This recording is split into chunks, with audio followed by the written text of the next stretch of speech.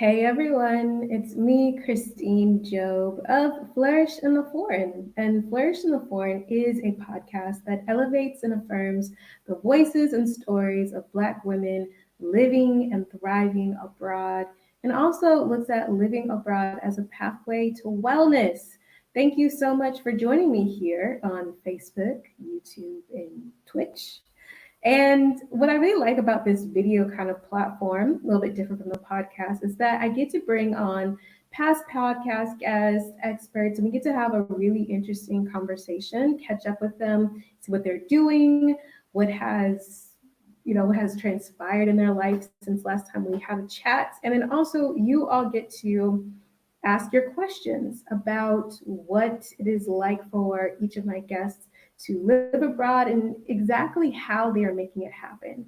So if you're catching this live or if you catch it in the replay, please feel free to put your questions and comments in the question part, the comment section of your screen, wherever you're watching, and definitely interact with us. All right. So today I have an amazing guest. She was a past podcast guest, and her name is Dr. Rachel Brown, who is a 30-year-old proud Jamaican woman living in Barcelona, Spain. She's the co-founder and executive director of the Every Mikkle Foundation, the vice president of Global United Diaspora, and the founder of the Barcelona Black Family. Yes, she is. And she's so wonderful with that organization. Dr. Rachel is an activist, a pan-Africanist, feminist, philanthropist, youth and mental health advocate who has dedicated her life to serving her people and giving a voice to the voiceless. Her work has taken her to 31 countries where she has conducted projects in the fields of female empowerment, environmental sustainability, mental and physical health, cultural awareness, STEM, education, literacy, community development, the performing arts, and sports. In 2019, she was named one of the Caribbean's 30 under 30, and in 2020, she was named one of Digital Jamaica's People to Watch. She has also served as a global youth ambassador for A World at School and the UN since 2017. She has spoken at various events around the world in the effort to empower, educate, provide a safe space and help make the changes necessary for a better world. At the core of all of her work is her desire to fulfill the purpose and plan God has for her life. I mean, she's a busy woman. She is a busy woman. Here is Dr. Rachel Brown. Woo! I'm so happy to be here, Christine. Thanks for having me.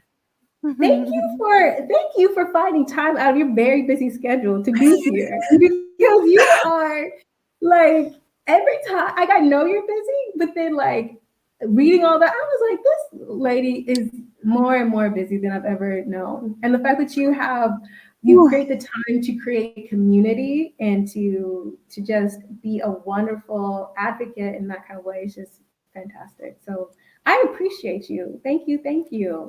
I appreciate you too so much.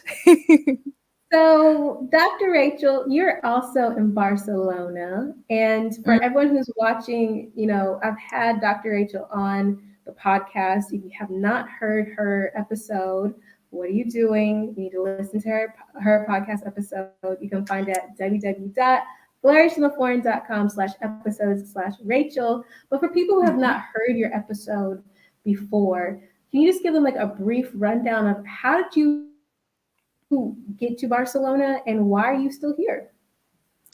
Why am I still here?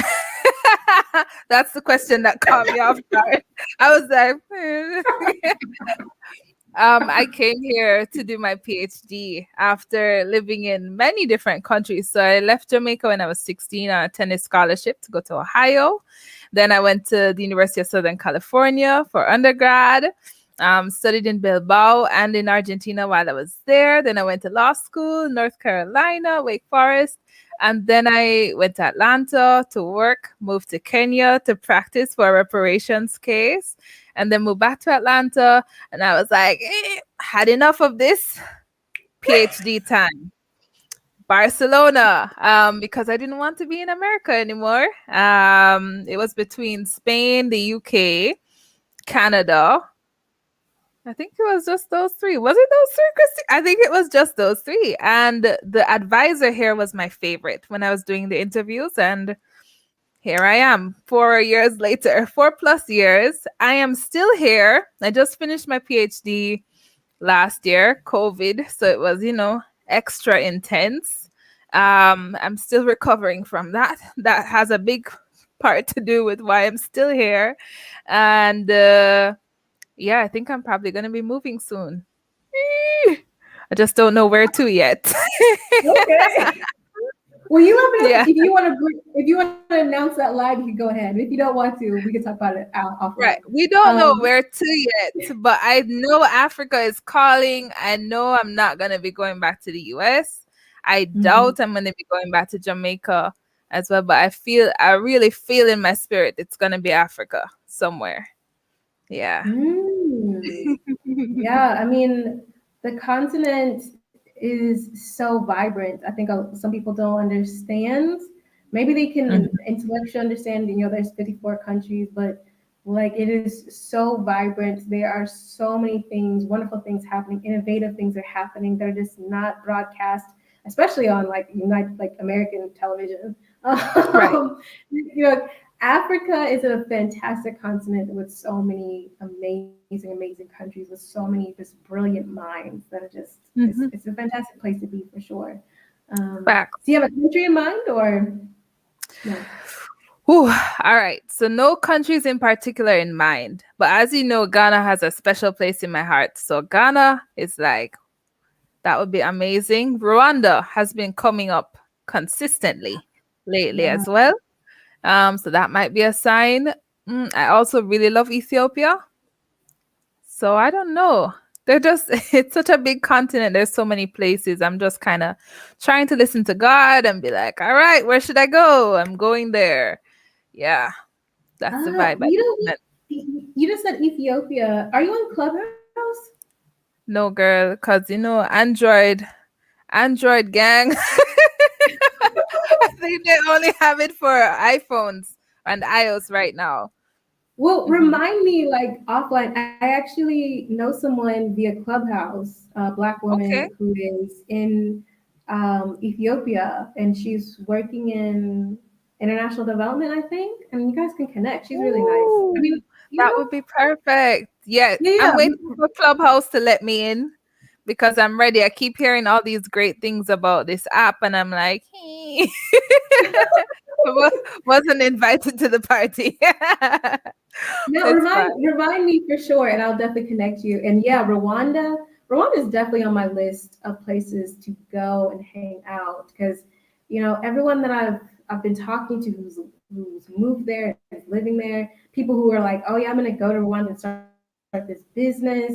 I was just like, I need to go and see what's happening. Like I hear all these amazing things, and I'm like, I gotta go see what's happening because it is popping, and I just need to be. I can't have any more FOMO. Like I need to know what's going on. For real, we're going. Yes.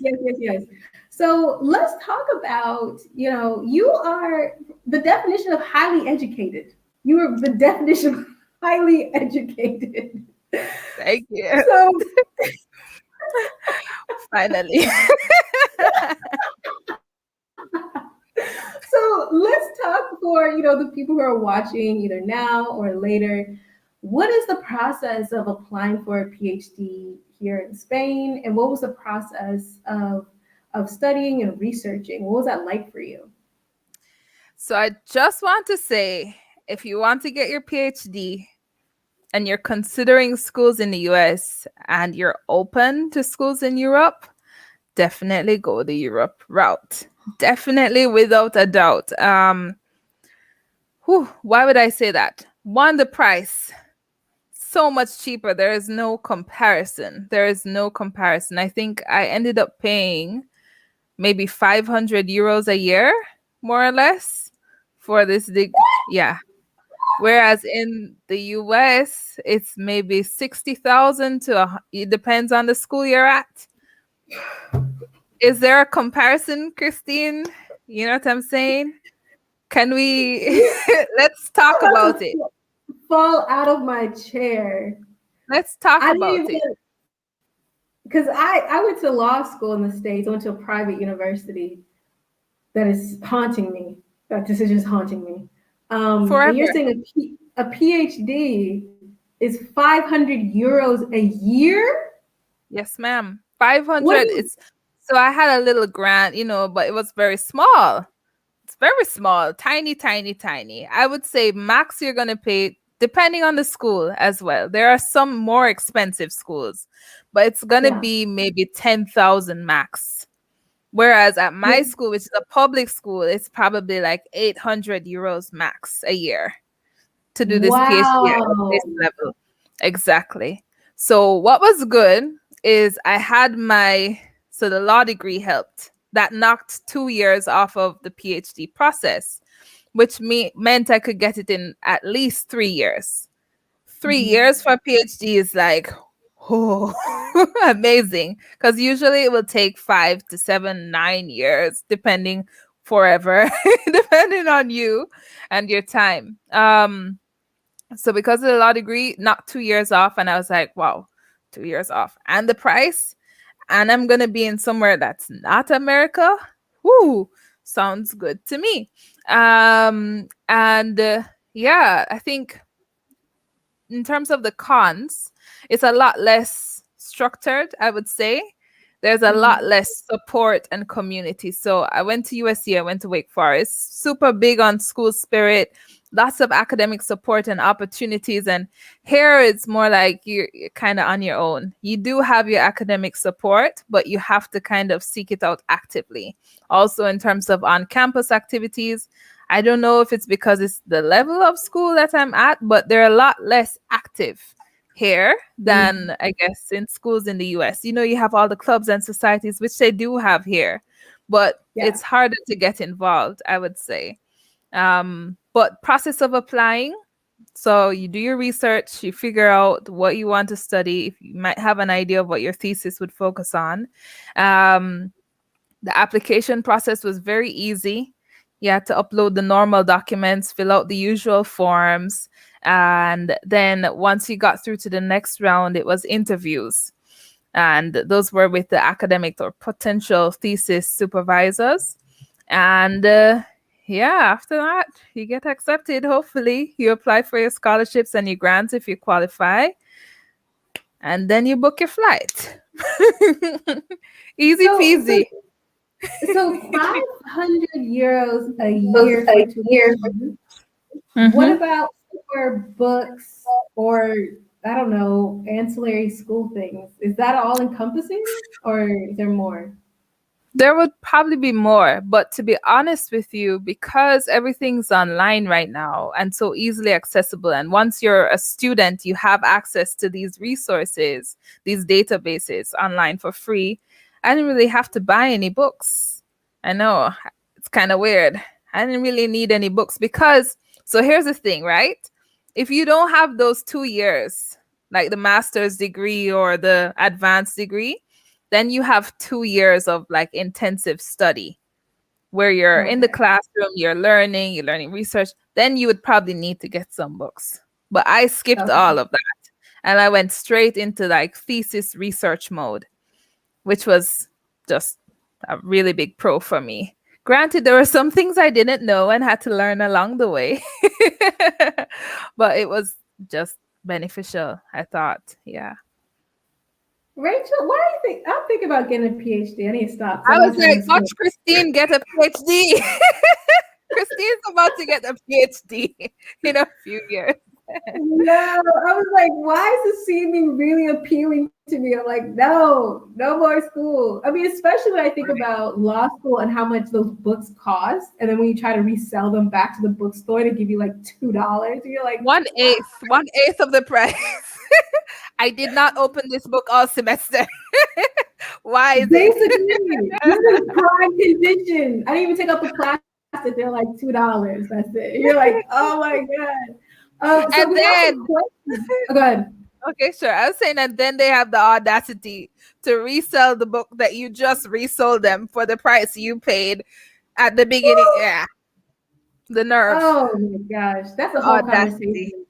The racket of law school. That's a whole different thing. Let's get into these questions. We Sure. have first D Walker says good morning. Good morning, D Walker. Good Thank you so much for morning. subscribing. Now we have Zany de la Luz. She says for school. Yes, we're talking Yes. about for school. Let me pack my bags. Yes, All right, yes. come through. We have Carla Fraser. Now, I just had Carla on last night. She's in Niger. So if you haven't connected with her, you should definitely connect with her. She's in Niger. Okay. Yeah. Carla, if you're watching, Carla, connect with Rachel. Y'all need to know each other. Okay. Zadie says, in the Carolinas. You went to school in the Carolinas, right? In North Carolina. Yeah. Wake Forest Yeah. University for law school. And then she says, is it harder to get involved in the clubs and societies due to language barrier? I don't think so, because they were pretty open to me. It was interesting because I'm the first Black woman to graduate with a PhD from my department ever in life. And because of that, and because of everything that's been going on, they were super sensitive and really tried to include me. And it was this, triumph that they had a Black woman in their department. Worked out great for me, I suppose. Christine, you know how I am behind the scenes. But it worked out great. They were really trying to include me and accommodate me. So there were opportunities to get involved. It's just that they weren't as in your face as they are, I think, at the other schools that I've attended. It was just like, oh, you really have to look for it, have to search for it. Yeah. All right. Thank you, Zany de la. I hope I'm saying that right. I'm sorry if I'm not saying it right. But and then Carla says she's got it. Okay, so Carla, yeah, y'all need to connect. Y'all need to connect. Especially if you want to get confident. Because Carla, I mean, she's been all around the world in I too. So y'all would definitely have conversations. So let's get back into as I'm trying to, y'all see how I'm trying to avoid this sunlight? Okay. But it looks so good on you. It looks so good on you. I was like, look at Christine glowing. Oh. We need the slow motion. We need the music and the slow-mo right now. Glowing. Oh yeah, this is what happens on a Sunday. I don't know. This is what happens. But let's see. We have some more questions. Carla says, I know I missed it. What school and country? What do you mean what school and country? For Rachel, Rachel, go ahead and tell her Okay. your PhD and everything. So PhD at Universitat Autónoma de Barcelona in Barcelona, Spain. Yep. Yes, and she has PhD, JD, master's, undergrad too. Worked in Kenya, reparations. That's such a good segue. Let's get into that because when we were recording and you talked about your work in Kenya, and you didn't hold back anything, which I'm grateful for, and I warned the audience because it was going to be shocking for them to hear those kinds of things about torture. I thought to myself when we were recording how powerful it was for you to speak that, because I feel like the thing about the podcast is it's about to showcase, the lives of Black women around the world, living around the world, how we are working and interacting.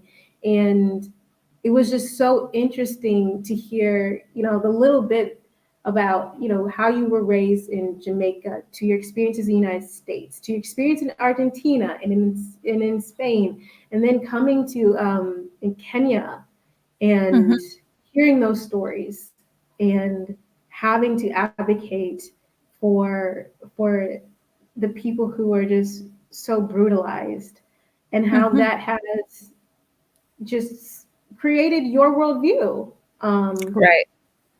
I thought was so necessary because I felt like it really showcased this is how worldviews get shaped, people. I mean?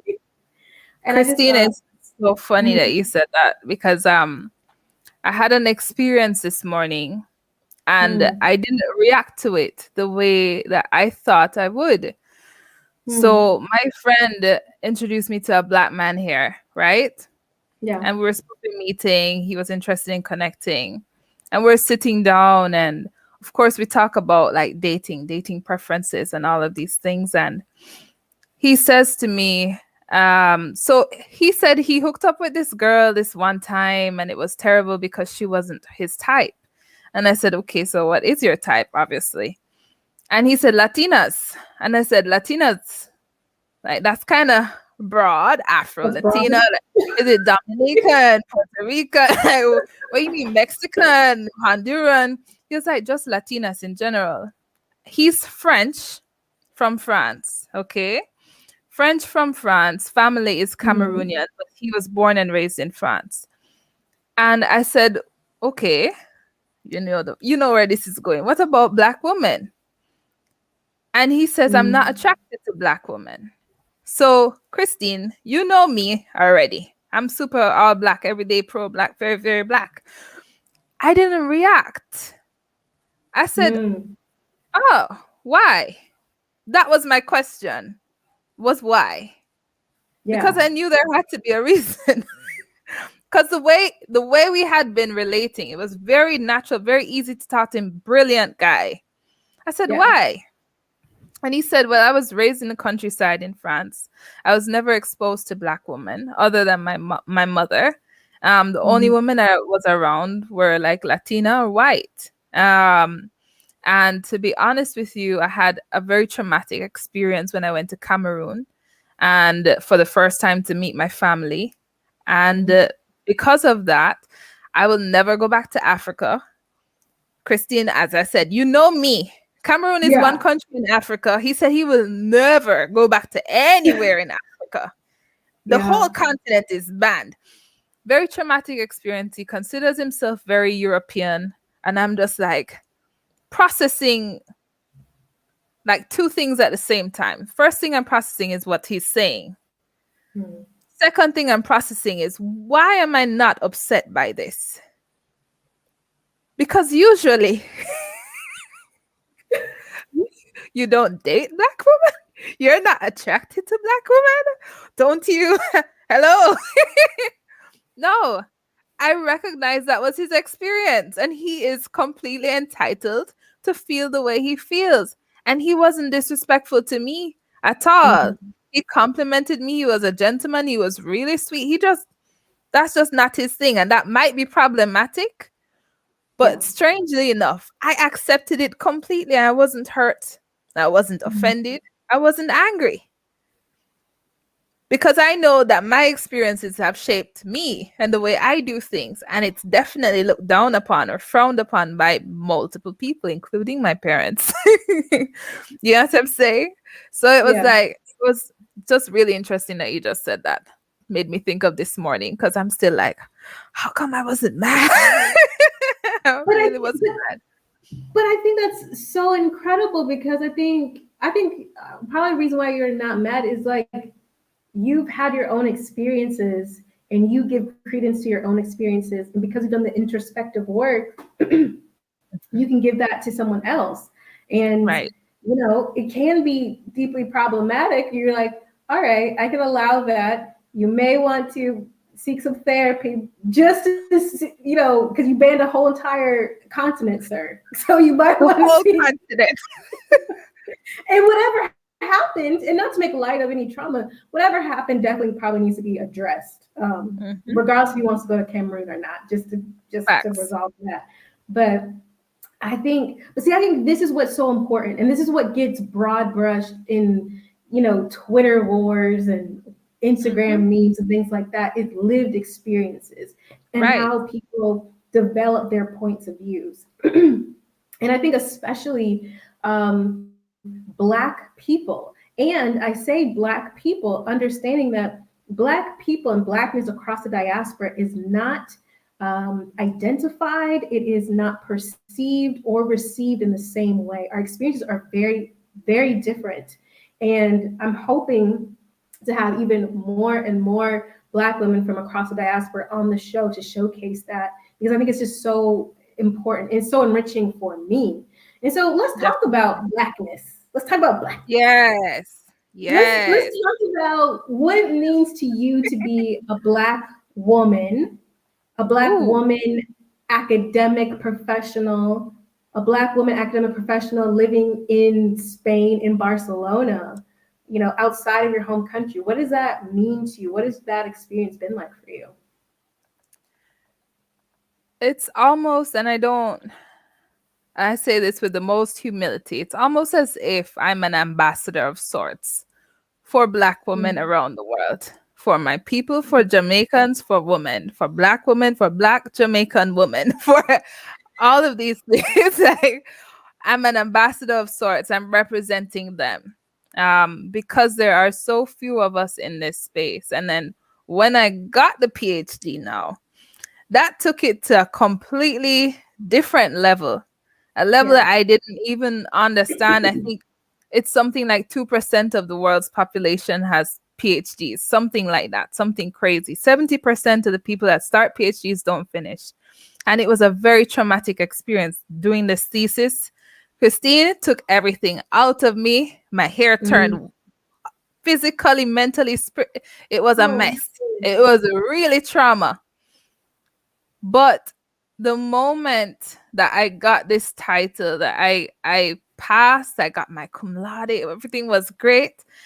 Everything kind of changed in terms of how people perceived me, because all of a sudden it was, okay, she's earned this, she's gotten to this place. And that's not to say there are no naysayers or people that still think I don't belong, but it has helped in terms of how they perceive me or what I'm capable of, right? And so that's been really interesting to watch. It hasn't even been a year yet, but the change has been so drastic. It's been super interesting to see. And so there's that aspect of it. And it's also, I think, with that, understanding that there's a responsibility to ensure that more people like me get into these spaces, that more people like me get these degrees, that I'm showing all of my kids at home that this is possible, that it's attainable, that they're capable, and also dispelling the myths in these academic spaces. I'm sure anybody who's watching remembers, if you went to school in the US, especially if it was a PWI, anytime anything Black related came up, didn't matter where you came from, they're looking at, oh, so Christine, how do you feel about the genocide in Rwanda? And you're like, you feel sad? And you're like, don't you feel sad? This is sad for everyone. What's wrong with you? Exactly. So it's dispelling myths in these spaces, and also, I think, shining light on the ignorance and the fact that it's unacceptable. They need to do better. And so I've been speaking a lot. I've been doing a lot of interviews. There's just a lot going on, and I'm still trying to cope and recover. But I think life has changed in general. And as a Black woman, I'm extremely proud to be in this space. I'm extremely proud of what I was able to accomplish. And I'm grateful more than anything to everyone who came before me and allowed me to get to this place and space. Yeah. I mean, you are incredible.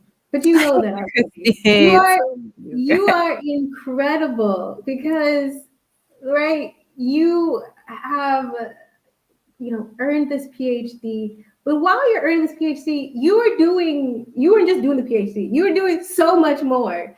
The fact of the matter is, I'm like, I don't even know how you have enough hours in a day. I really don't understand. And for those of you watching, Rachel is like, in my opinion, like, at least is Black young professional Barcelona. She is that person because, excuse me, she will see someone Black on the street and be like, I don't know you. Who are you? You're Black. Right. Come on with me. Definitely. Like, you're part of the group now. Officially. That's how I met you. I had a friend who was visiting me in Barcelona. She knew of someone's birthday party. Right. You showed up uninvited. But I need to know some Black people. I'm And so that's how we happy. got connected. Yes. Yes. Yeah, we So have to stick together, Christine. We have to. Hello.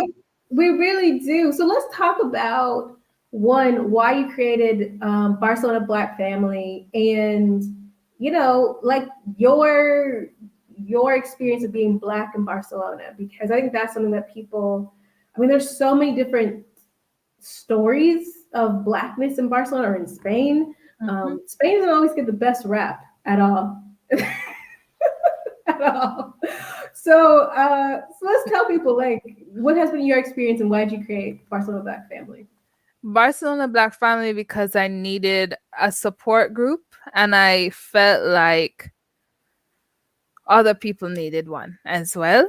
An outlet and a space where you could just feel comfortable. You didn't have to explain certain things like your hair care routine or why you don't wash your hair every day or why your food is spicy and why you put garlic in your food. It's like it's so exhausting to have to explain everything every single time. And what makes it even worse is we are very, very much aware that it is not our job or our duty to teach and educate people. You can Google it. Hello, tired of it. And so I needed a space where I could just feel safe, a safe space, a family kind of vibe. And most of us who are expats or studying abroad, we're away from our families, some of them for the first time. And so it's really hard to be away, to be that far away and not feel connected. I think people, and especially Black people, were not meant necessarily to operate in isolation. You know what I mean? There's a certain amount of comfort. Even me, and I've discovered I'm a lot more introverted than I realized. Even me, even if I don't want to talk to anyone, there is a comfort knowing that someone is there just in case. You know what I mean? And so I thought it would be good to create that just because I could create it. There was no reason not to. And it would be helpful to me and other people. And then in terms of experiences as a Black woman, it's been challenging. But even in the 4 short years that I've been here, I'm noticing improvements. I've noticed an increase in consciousness, which is great because, and people ask me about this, the racism in Spain. A lot of the times, I think the difference here is it's not as in your face as in a lot of other places. And also the intention behind it is a bit different. I think some places in the world, racism is fueled by hate or anger or the intention to hurt or disparage or put down. Whereas here is not so much the intention to hurt, it's out of ignorance. They haven't been as exposed to us. They don't know how to act, how to be, and that's not to excuse the behavior. But that's what I've noticed the difference is. It's just an ignorance thing. Yeah. Yeah, it's ignorance. And people may disagree with me, fight me. I don't care. I think the ignorance stems from not being well educated in their own history. I think in Spain, the Spanish people don't really understand their own history. They don't understand their history of colonization and oppression. They don't understand why all these people around the world, all these countries speak Spanish and are Catholic. They don't get it. Right. They don't, like, I really don't think they really fully understand it.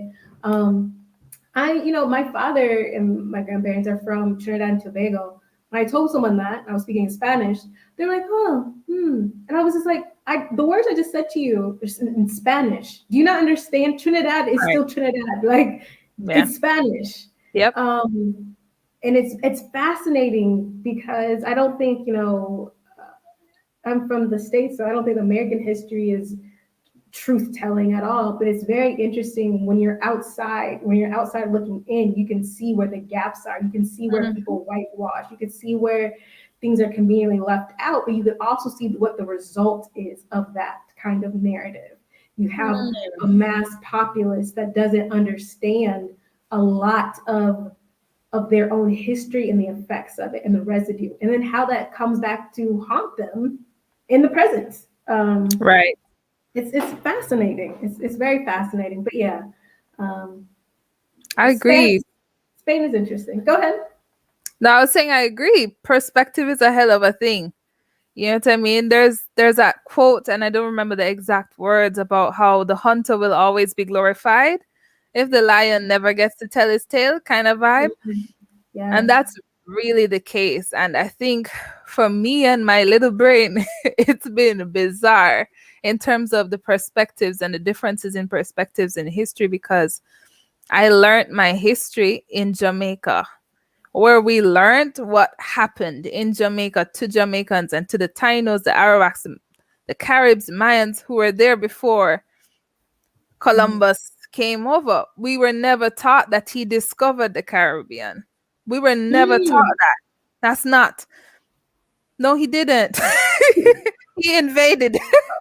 Those are the words. I've never heard anyone say Columbus discovered. It's he invaded the Caribbean, he raped us, he murdered, he colonized, right? Yeah. Then when I went to the US and I was in boarding school, they forced me to take a US history class to graduate. Took a US history class. Suddenly the narrative has changed, right? And Columbus has now discovered. And there is Columbus Day. And I'm like, that's not what happened, you guys. No, it's not. Not really. And then I come here to Spain, and it's still when Columbus discovered, when Columbus inherited, when Columbus got, when Columbus took, when Columbus, you know, and there's still the statue of Columbus and Paseo de Colón and Colón and Colón, and there's. But why is he pointing? He's not pointing to In the America. wrong He's direction. pointing to Africa. Pointing in the wrong direction. Which is also like, this is maybe that's the whole joke. Is like he wasn't even supposed to be there. I don't know. It's a disaster. Disaster. And it's like I'm talking to some of my clients here, and they're talking to me about their children, how children are learning that Columbus discovered. And I said, but do you really believe Columbus discovered these places? And they're like, oh, no, well, we know that. And I'm like, and you're cool with your children learning it this way? You know, and there's silence. It's awkward all of a sudden. Girl, we could talk about Spanish people and their children all day, because I have thoughts on the rearing that happens here, and it is very different from my own rearing. I'm like, y'all, that's a whole different conversation. Now I gotta talk about somebody's kids today, but we'll see. Am I lying though? Because they be. I'm like, that's why Maria talks to you like that. But anyway. Not Maria, but it's been illuminating to watch the kids and the family lives. And there's some things that I have learned because, you know, I teach kids as well. I've learned so much from their lifestyles. So we're going off topic. One random thing that I've noticed with them is their entitlement, right? And how accustomed they are to having things has made them a lot less, aggressive when it comes to things, a lot less desperate. So I don't know about you. Yeah. But you see me, I wasn't allowed to have any candy or anything. There was no candy in the house when I was young. So you know what would happen when you go to the birthday party now? You're like stocking up, hiding stuff. It's like very much kind of like slaves on the plantation. When those things would happen, you get something nice and it's like this big, you're fighting and you're ready. Problematic. But you see here, they have jars and jars of candy in the house. Yeah. And they're untouched. You ask kids if they want, they don't want it. They're not in the mood for it. They don't feel for it. Ask a Jamaican child if they want. Christine, there's no way they're going to say no. I'm telling you, me personally, but it's been so fascinating to watch this. And so fast, because now I'm like, all right, with my kids, we're going to do things differently. Because they'll make the right decisions if they don't feel like they're being deprived. You know what I mean? Yeah. And I've been watching this thing and I'm like, why? Where is this coming from? And now I'm like, oh God, I want to do research on this and figure this out, because the entitlement over here, I want my children to feel entitled. I want them to know who they are, but in a respectful way, don't please. Well, that's what I was like, they be entitled and they ain't respectful. The Spanish kids run the house in a way that is shocking to me as a Black child, It's true. of a Black American mother, Trinidadian grandparents that did not play, still to this day don't play. To So this for me, day. I'm just like, what? To this day. Who are we talking to? I really I want them to feel, and maybe entitled is not the word. It's a confidence. But I think entitled is the thing. I think the thing is entitled to good things. Good things. And to the basic necessities of life and the joys and desires, with also balancing it with respect and consideration. I think here there lacks consideration. There is no consideration. People in general, they're just like whatever, which is very strange. Because you think like this community is more community than, I would say, like United States is very individualistic. Yes. And I think in a way it is, but they're not considerate of other people, which is very strange to me. That's a fact. She's preaching right now. Christine is preaching right now. It's very strange. Yeah. I don't fully understand it. Yeah.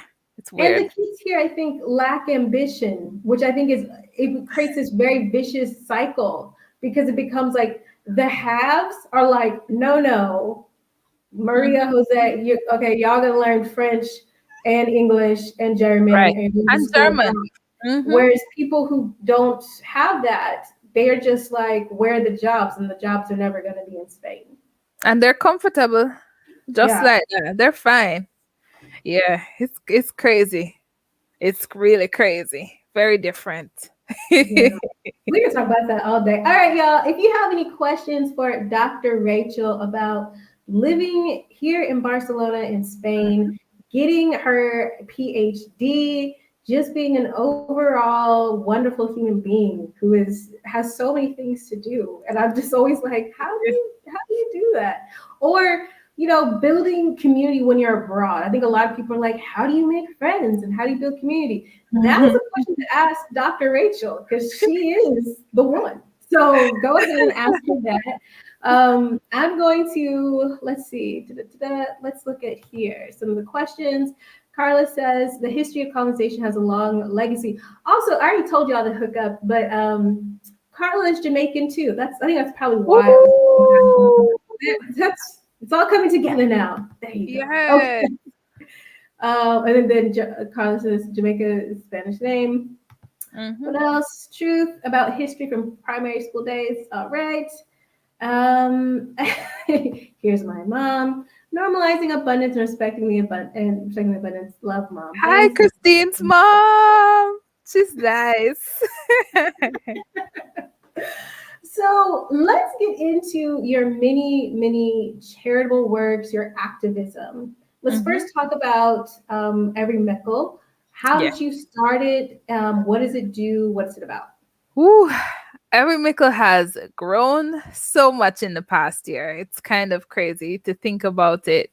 But it started in 2013 when I was in law school. My friend was in business school, and we were in North Carolina at the same school. And it was like, oh, we're looking outside, it's snowing. And suddenly it was like very overwhelming. How did we get here? How did we get from Jamaica to this place in law school and business school, one of the top schools in America? It's crazy. And I was just filled with, I guess, gratitude and just emotion and the desire to ensure that I was able to give people opportunities the same way people who believed in me along the way gave me opportunities. Because I did not do this by myself. I did not get here by myself. I could not have done it by myself. And so that first year, we wanted to give a Christmas to kids in children's homes because we realized that a lot of them weren't celebrating Christmas because they didn't have the elements, the family, the food, the gifts. And so we organized a fun day for Christmas Eve. And that's been our annual event, our biggest event every year. And we've grown since then. So now we are, well, it's about 150 volunteers, and we're serving 350 orphans in Jamaica. Some of them have HIV and AIDS. Some are pregnant teens. Some have disabilities, and others are abandoned babies, rescued street youth, just children who have had terrible, difficult backgrounds and circumstances and have no one. Basically, we have become their family, and I love them to death, and I believe in them wholeheartedly. And a big part of my purpose is ensuring that they achieve a lot of what they're capable of achieving and that they understand that it's possible, because many of them don't even understand that they're capable of doing these things. And I really want to change that. And so with our Every Mikkle family, we have expanded to the areas of environmental sustainability, agriculture, women's empowerment, performing arts, sports, mental and physical health, education, financial literacy, and a bunch of other things. We're doing a lot of online projects as well.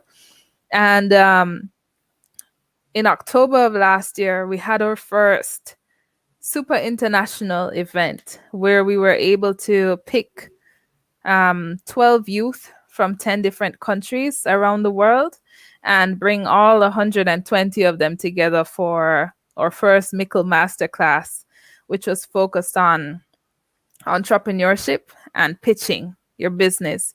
So we had young people between the ages of 14 and 21 from around the world come together. The countries were Jamaica, Trinidad, big up, Kenya, Ghana, the US, and the UK. And we had them come together to learn how to start a business. And then we put them in groups where it was 2 people from each country.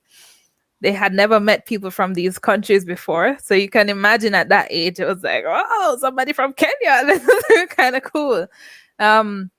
They came up with incredible business ideas and concepts that they learned how to pitch. And then we gave them prizes and things, and I've been in touch with most of them since then.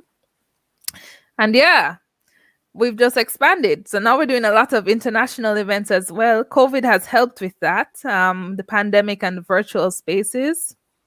Granted, it's hard because a lot of them don't have access, so we have to provide it.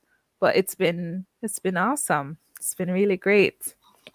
Yeah. That is incredible. I mean, I feel like this is such a testament to you can always make a difference, and you can always be an active part of your community, even when you are not in the same country and not even on the same continent. There is always a way to make a way for other people and to be mindful, like you said. None of us got to anywhere that we currently are alone. And for us to really be cognizant of that and to do our part to help the next generation, for sure. That is wonderful, wonderful. You all, if you have any questions for Dr. Rachel, go ahead and put them in the comments box. I don't know why I can never think of, what is this called? A comment section? You guys know what I'm talking about. Put in the comments. The comment box. What I want to do now is I'm going to read Dr. Rachel's definition of wellness. And I'm going to talk about how she came up with that definition of wellness. So Dr. Rachel says, wellness is being more than okay. Woo! Oh my goodness. Wellness is security. Wellness is peace of mind. Living abroad hasn't really changed my concept of wellness, but as it has enforced my belief that you can choose wellness and have wellness when you give up or let go of what others think it is. It's Right. different for everyone, and there are different paths to it. Living abroad has given me the freedom I needed to make obtaining wellness more accessible and possible. Mm-hmm. That's a word. Okay, let's break it down. Mm-hmm. When you say wellness is being more than okay, let's start there. Like, wellness is more than being okay. What do you mean by that? It's it's having more than what is sufficient, than what is just the baseline, right? When you Mm, think of something being well, it's not just okay, it's not just good, it's thriving, it's doing well. You know what I mean? And so I think it was really such a good question. And it was so important to reflect on it for me because it's having more than the bare minimum. mm, I know maybe other people can relate. Sometimes when money is tight or when time is tight, resources are tight, expertise is limited, it's really hard to feel comfortable. You know what I mean? It's really, really difficult. If you know you have 10 euros, for example, and your groceries are going to cost 10 euros roughly, but that means you have to get exactly what you need, what you set out for. If you see something, you can't get it. It's having that freedom and that flexibility. It's being more than, you know yeah. what I mean? It's just being more. Yeah. I think that's so important, especially as Black women, being and striving for more than okay. Because I think for a lot of us, we have learned to endure, and we've Mm, learned because out of struggle that we should just put up with. And so right. to really strive to figure out what is more than okay for me, and let me try to dwell there and not Right. just think like this bare minimum of existing is sufficient for me. You know what I mean? It's um thriving, not just surviving. And you're completely right in terms of Black women. We've been applauded, I think, for being able to make a lot with very little. But with that, we have developed the mindset that very little is the norm and very little is okay. And we just have to do what we can with that. Where in fact, we can do a lot with very little, but we can do a lot with a lot. You know what I mean? And we deserve a lot. We really do. And so it's having to shift our minds into that, I guess, mentality. oh, yes, yes, yes, yes. I see we have Sophia here. Sophia is in Barbados. The Hey, Exodus Collective. Zoe, are you in Great Britain right now? Are you in Antigua? Is that right? I might be messing that all the way up. You let me know. You might be like, you're wrong. And I'm like, that's okay. But you mentioned something else in your definition of wellness that I wanted to touch on. mhm, You say living abroad hasn't really changed your concept of wellness, but it has enforced your belief that you can choose wellness and have wellness when you give up or let go of what others think that it is. Let's talk right. about that. How did you Mhm. come to that? Moving to Barcelona, and I'm pretty sure it's been the same for a lot of people, especially from Caribbean parents, not just people who live in Barcelona, people who live anywhere else in the world other than the UK and the US, which is where we are basically, or Canada. Um, it was such like a far out, strange thing, uncharted territory, uncertain, risky thing in the minds of my parents. Like, this is such a bad idea. This is why you shouldn't go. We know nobody there. You don't know what life is like there. You lived in Bilbao for 6 months. Bilbao is not Barcelona, and that was just 6 months. You're moving there, right? And this has been the case. So I think when I was talking about that part, I was thinking a lot about my parents and my friends and typical perspectives of who I should be, right? Where I should be, who I should be, what kind of life I should have. And to this day, even today, I'm struggling with these conversations with my parents, because as you know, respect is due. We're not really supposed to disagree, but we do disagree. And it's always hard when we do, right? They still can't really understand why I do what I do. Hmm. And they still don't agree most of the time before I go with the decisions I make. But I've had to come to terms with the fact, because my mind hasn't changed. I've always been open in terms of the world, right? My grandma told me since I was little, the world is your oyster. I took that to heart.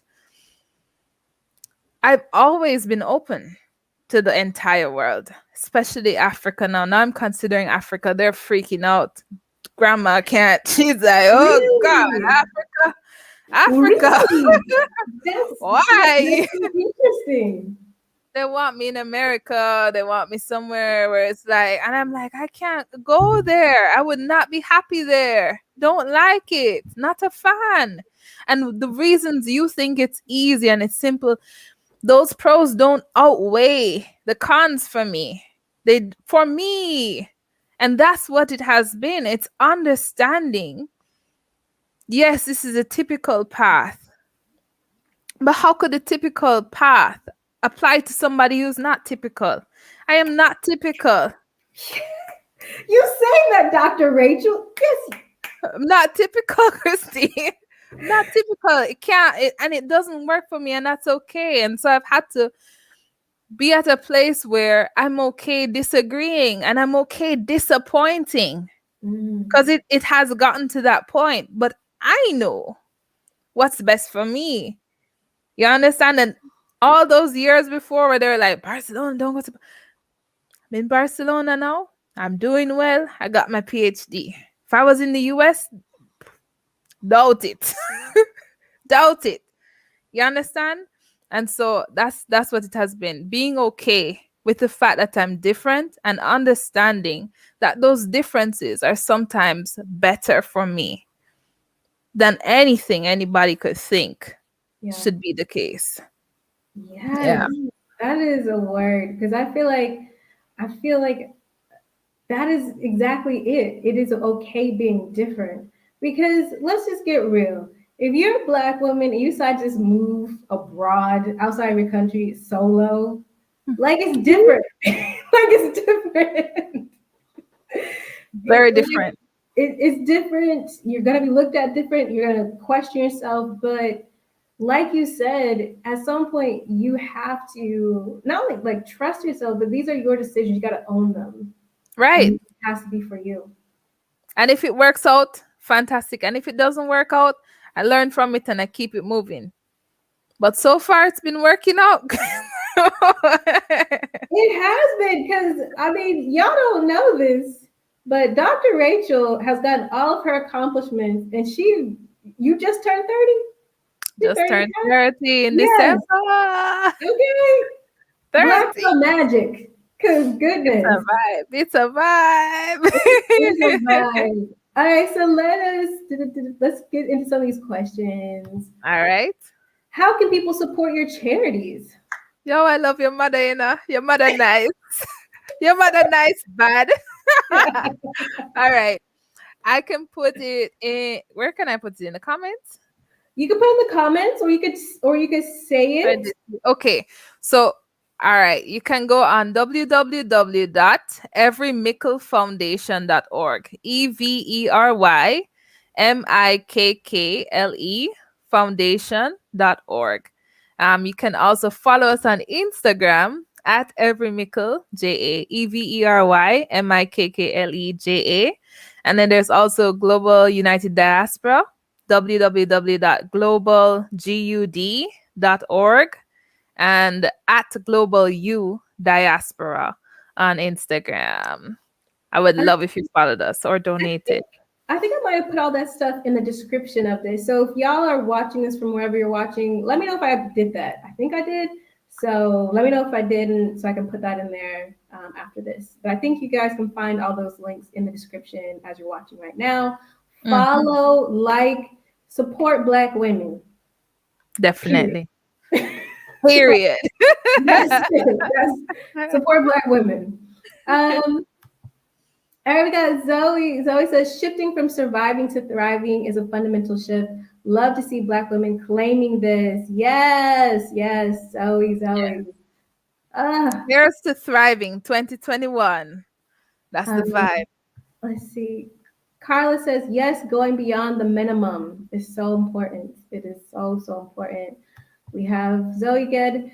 Oh, she says she's still stuck in Plague Island. I thought the UK is, killing it better than Spain and the EU with these vaccinations. That's rough. Rough in these streets. Making Brexit. Everyone's like, we were against Brexit, but now we think it's the best thing to do. I'm like, oh, how the tables have turned.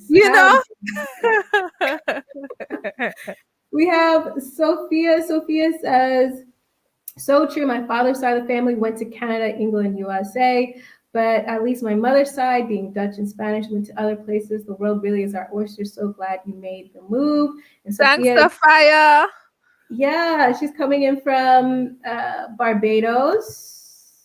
She lived in Tanzania. She also had an episode on the podcast as well. She was volunteering. She's a dentist, volunteering in Tanzania with her dental practice. Very, very fascinating. If y'all have not heard her episode of the podcast, go ahead and listen to it.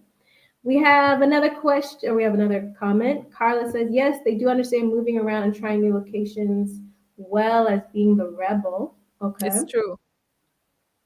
We have Zoe. Yep, the power of unapologetically living your truth and fulfilling your purpose on your own terms. Nobody says it's going to be easy, but it's going to be worth it. It's going to be easy, we promise. Yes. Okay, we have, I missed the beginning of this call. I'm curious, did you learn Spanish? Dun, dun, dun. Do you learn Spanish? Yes, I'm fluent in Spanish. Yay! You speak Catalan? Like a little girl. I can understand it completely. I can understand it. I can read it, but the speaking is a little bit tricky. I know a few words, but that's about it. Are you learning? I am not learning. I'm not learning Catalan at all. Maybe in the future.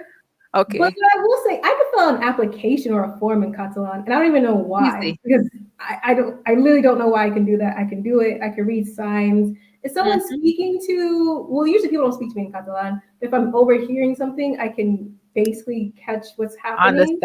Yes. But I have not ever even attempted to really say anything more than bon dia. Like, that's about it. Bon dia. Bon dia, Bella. That's it. That's all I got for y'all. Here we go. Oh, hey, that's my cousin, I believe. Yeah. You ladies are awesome. Thank you. I think this is my cousin. Thank you, Sean. Whose side is this? Yeah, my dad's side, but I'm not sure which one. Hey, cousin.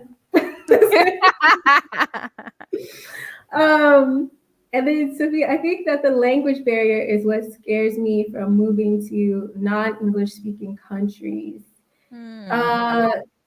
Yeah, I mean, not speaking the language, or even I'll just say this. Look, when I studied Spanish, I have a minor in Spanish. I came to Spain an undergrad for study abroad in Valencia. And then I came back. I walked the plane to Santiago in 2014, and I was like, I speak Spanish. I was like, I do not speak Spanish. I was like, walking for 30 days across Spain, being like, trying to speak. And I was like, I don't speak Spanish. And being like, what? Why do I speak Spanish? It's a frustrating thing. Yeah. Especially when you're highly educated. You're used to, knowing stuff. Yeah. And you're like, I can't even speak with a third grader. Like it takes a toll on your self-confidence. But I think you push through and you learn the language. But how was your experience learning Spanish and getting through? It was the same. I have a minor in Spanish as well. Look at us, nerdy.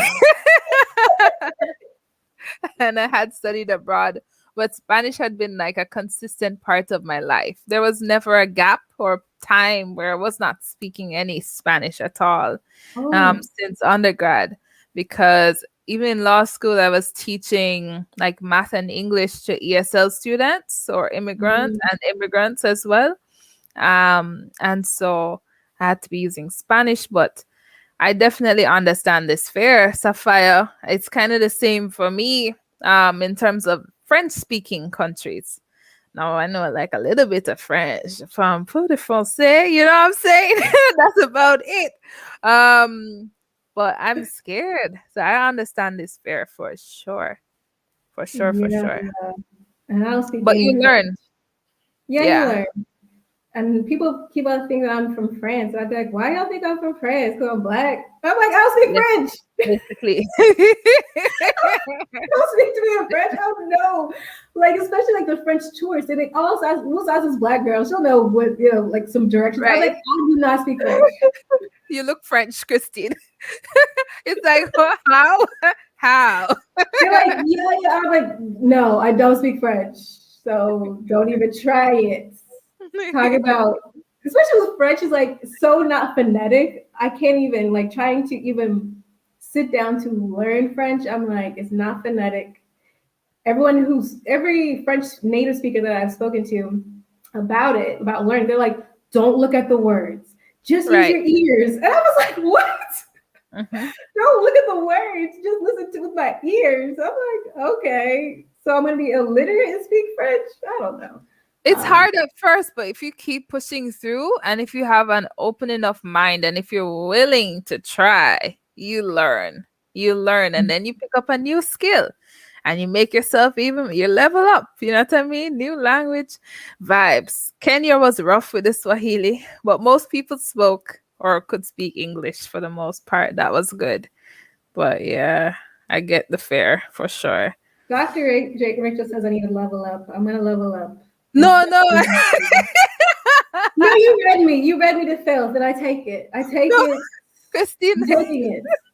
I need to just allow Christine, myself to learn another girl, language. I don't know where you're gonna level up and go. You're gonna be on Mars if you level up anymore, Christine. No, I need to because you know what? I'm not fluent in Spanish the way I would like to. I feel like if I would have stayed in La Rioja, I'd be like fine. But here in Barcelona, there's so much English and people want to speak to you in English and they hate my American accent speaking Spanish. So they're just like, no, we're just gonna speak to you in English. So I'm gonna go for the gold, become fully fluent like I want to in Spanish. And I'm gonna pick up another language. Yes, yes, yes, French and yes. Portuguese. We'll see. We'll see. Let's see.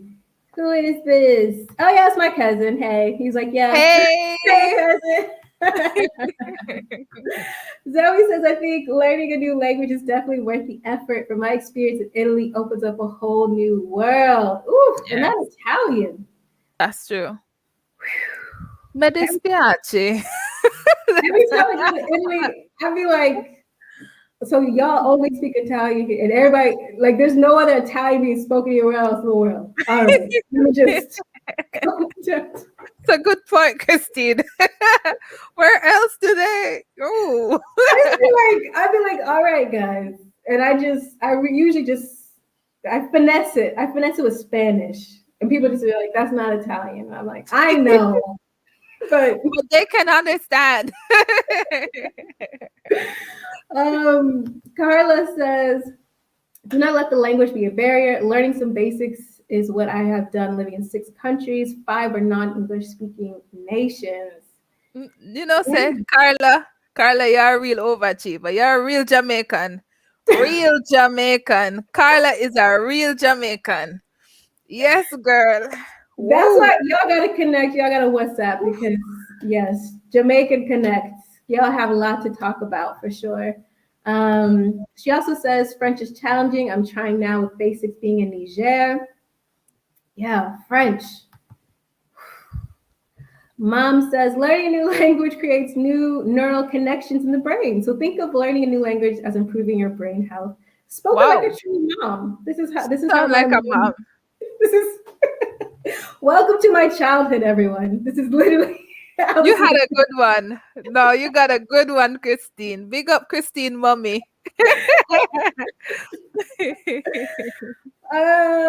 Yes, oh yes, Tanzania and Swahili. That was rough. I actually love French. That's what I studied in school. Look at everybody being multilingual. That's what I like to see. Love it. I love it.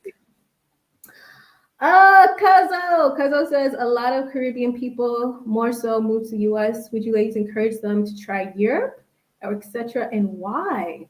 That's an interesting question. What would you say, Rachel, for Caribbean people? Where should they I move mean, with all the youth I'm working with now, a lot of them have been thinking about applying to college in the US. So we're doing college applications for the first time with some of my young people, and it's like, whoo.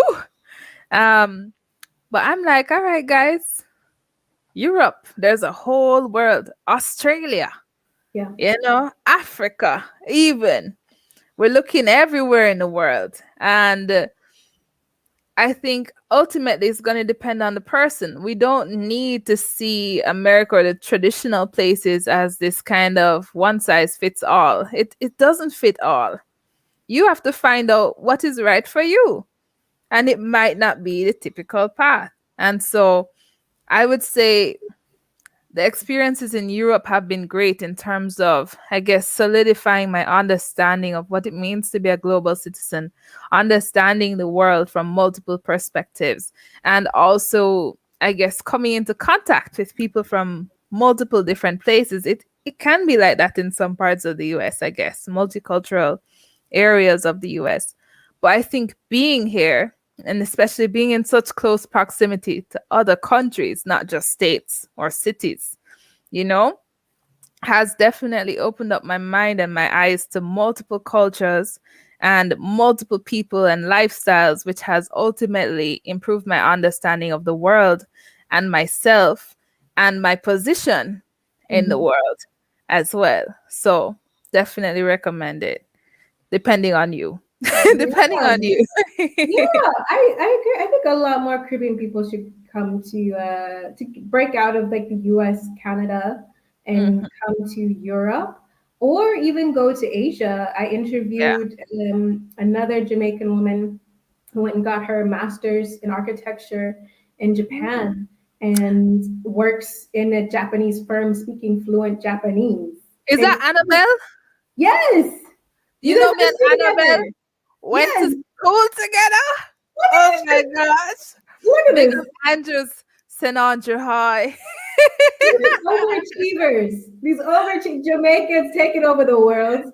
If you guys have not listened to that episode of the podcast, you need to listen to that one too, because when she was telling me how they get down in Japan about studying and all these projects, I was like, I thought law school was traumatic.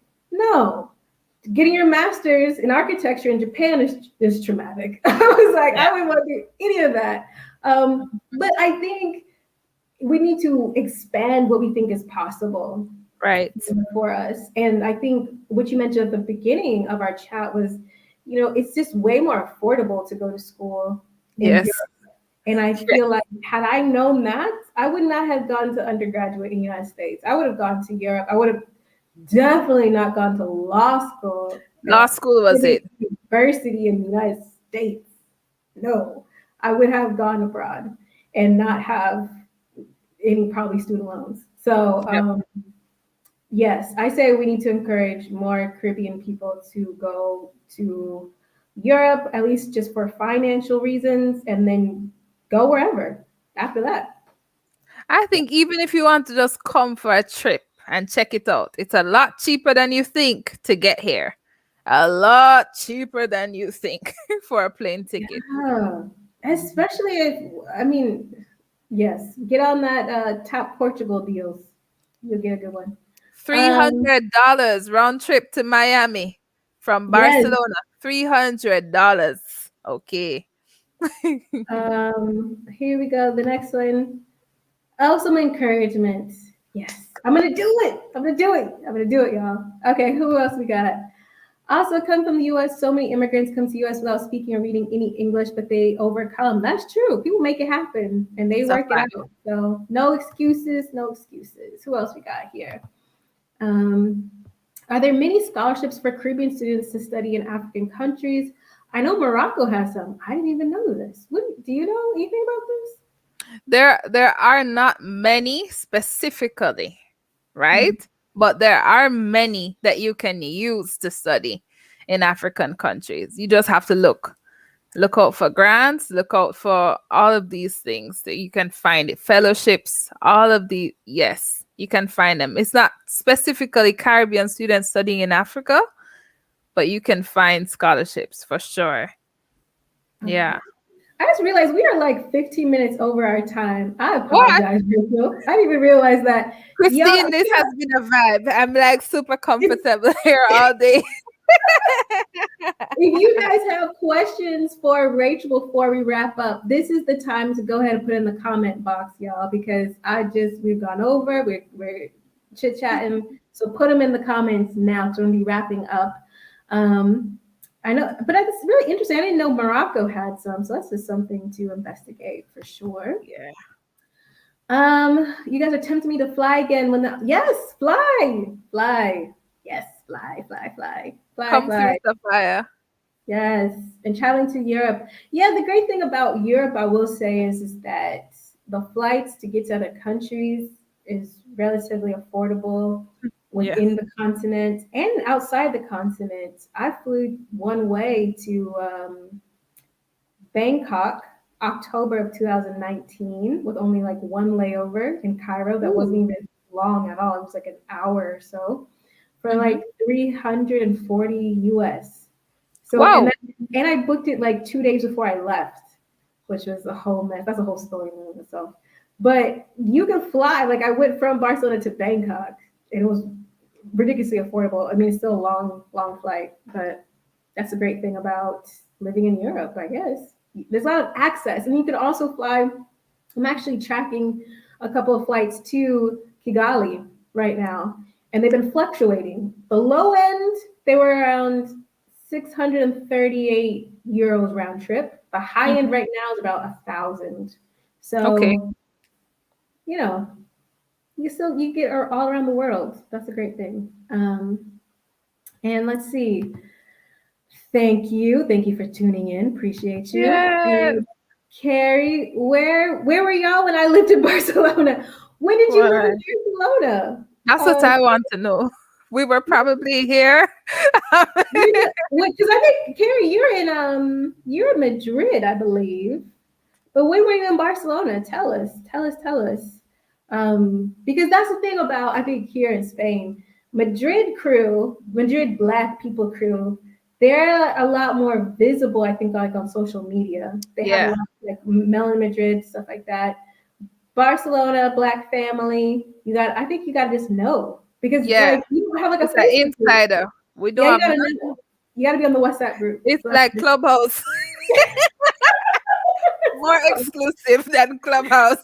it's very exclusive. You gotta know where the things are happening. You gotta know. Zoe, great conversation. Look forward to rewatching from the start. Thank you so much, Zoe. I appreciate you. Yeah. T. Walker, thank you. Stay well. Thank you so much. Carrie, 2013, 2016. Well, there it is. Because I didn't move to Spain until 2017. I didn't move to Barcelona and I came October 2016. Yeah. So we just missed. Barely. But come on, Carrie.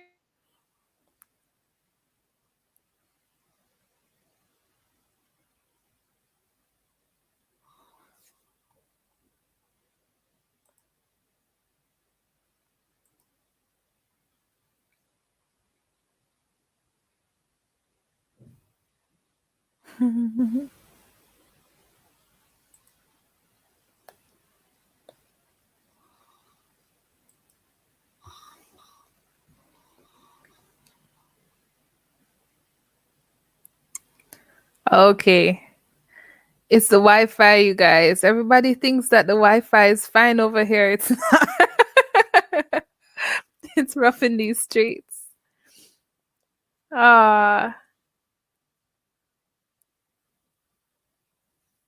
Nice. Let me look at the comments while Christine comes back. Sean's wife wants a Euro vacation. That's a vibe. Oh my goodness. I don't know what happened, y'all. I'm sorry. But thank you. You You kept know it the going. Wi-Fi. Thank Yes, Sean, you. Sean said his wife wants a Euro vacation. Come on. Come on. I mean, well, I don't know when it can happen because, the vaccine process here is slow. So there's that. But thank you so much, Dr. Rachel, for being a wonderful guest. Thank you so much for believing in the mission of Flourish in the Forum, which is to elevate and affirm the voices and stories of Black women living and thriving abroad. Thank you so much for sharing your story. Thank you for sharing your definition of wellness and how, living abroad has just enforced that definition and really anchored you in that definition. It's so, so important for us to talk about. I appreciate you. Thank you all so much for watching. If you guys want to support Flourish in the Foreign, as you should, y'all really should support Black women. We already talked about it. In the description, you'll see all of Dr. Rachel's websites and Instagrams. Go ahead and follow and donate to her organizations. Give Black women money, okay? Yes. That's just the whole thing. That's the whole thing. And support this here platform, support Flourish in the Foreign podcast. You can become a Patreon at www.patreon.com/flourishforeign. You can cash app the podcast at $flourishforeign. You can just give me cryptocurrency as well. Whatever you want to do, I will accept. Okay? Yes. All And right. thanks for having me, Christine. And Oh, thank you for doing all of this work, this important work for us and giving us a platform and a space to share and learn. Really appreciate you. of course, of course. Thank you all. Thank you, Rachel. Talk to you soon. Bye. Bye.